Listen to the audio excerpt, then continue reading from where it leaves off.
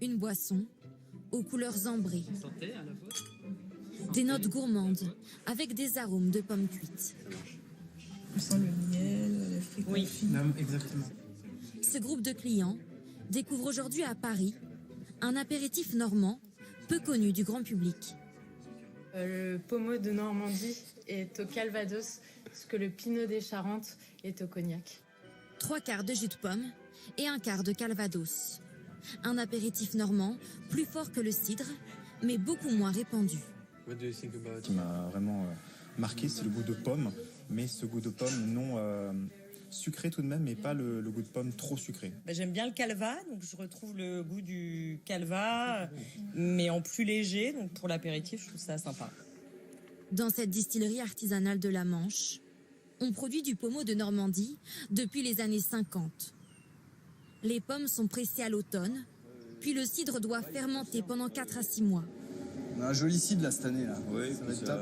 ça passe assez bien. Hier, on a passé 40 hectos. Donc, Ici, la distillation se fait à l'ancienne, avec un alambic traditionnel.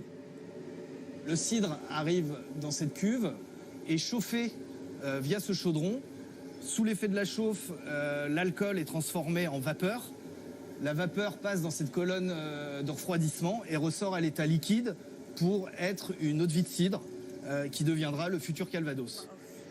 Après 2 ans de vieillissement, le calvados est assemblé à un mou de pomme. Il faut ensuite patienter à nouveau 14 mois avant d'obtenir du pommeau de Normandie.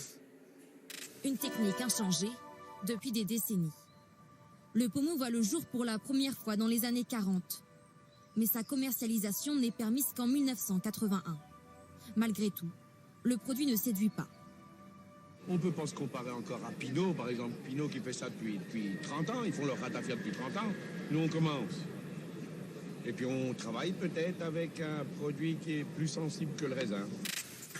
Longtemps resté confidentiel, le pommeau a réussi depuis quelques années à rajeunir son image et à conquérir une nouvelle clientèle.